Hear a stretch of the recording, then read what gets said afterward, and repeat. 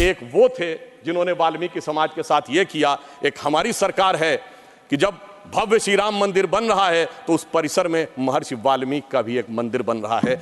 आज 70% आतंकवाद की घटनाओं में कमी आई है। 9 साल पहले सिविलियन जो कैजुअलिटीज थी उनमें 72% की कमी आई है। 2010 में जो पत्थरबाजी की घटनाएं थी 2654 होती थी, अब 2023 में कोई नहीं होती। हिंदू मुस्लिम के लिए हमारे ऊपर आरोप लगाते हो, ये शिया सुन्नी के बीच में जो होता था वो भी शांतिपूर्वक हमारे दौर में हुआ। तो आज दुनिया का सबसे ऊंचा पुल अक्सनी पर हमारा जो उभरता जा रहा, जो निखरता जा रहा कश्मीर नंदनवन हमारा। जब स्वतंत्रता के उपरांत रियासतों के विलय का महकमा सरदार पटेल के पास था तो केवल कश्मीर नेहरू जी ने अपने पास क्यों रखा था? जो गृह मंत्री जी ने आरक्षण का विषय रखा है, जब ये बात हम करते हैं तो हमारे हृदय में एक अलग वेदना उत्पन्न होती है, क्योंकि पहली बार अब जाके 2019 के बाद वाल्मीकि समाज को अपना वह समुचित स्थान मिला है। दुख की बात है कि स्वतंत्रता के बाद इस देश में एक ऐसी व्यवस्था थी जहां जन्म से यह तय था कि जिस व्यक्ति ने जो व्यवसाय किया है, यदि वह सफाई कर्मचारी थे तो उनके बेटे बेटी सफाई कर्मचारी ही रहेंगे, चाहे वो पीएचडी क्यों ना कर लें। सोचिए, ऐसी अन्यायपूर्ण व्यवस्था स्वतंत्र भारत में चलती रही और उससे मुक्ति का मार्ग अब जाकर प्रशस्त हुआ है। एक वो थे जिन्होंने वाल्मीकि समाज के साथ ये किया। एक हमारी सरकार है कि जब भव्य श्री राम मंदिर बन रहा है तो उस परिसर में महर्षि वाल्मीकि का भी एक मंदिर बन रहा है। ये हमारी सोच और उनकी सोच में यह अंतर है। विकास की नई ऊंचाइयों की तरफ जम्मू कश्मीर आज बढ़ता हुआ नजर आ रहा है। आज 70% आतंकवाद की घटनाओं में कमी आई है। 9 साल पहले सिविलियन जो कैजुअलिटीज थी उनमें 72% की कमी आई है।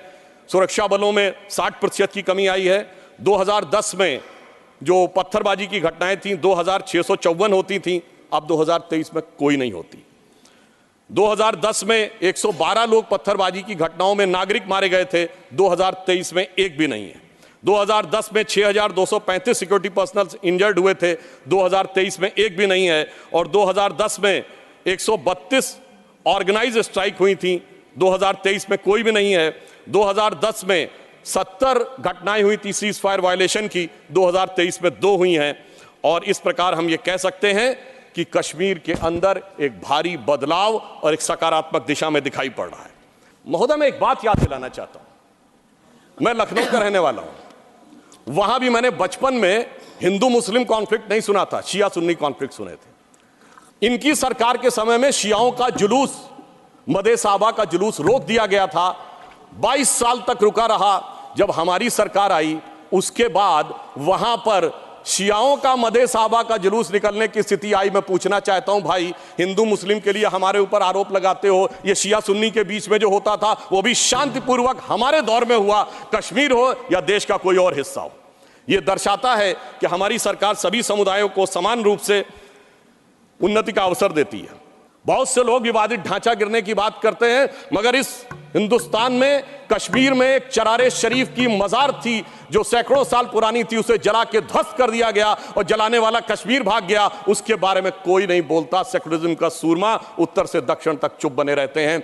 हमारे दिल में उसके लिए भी दर्द है।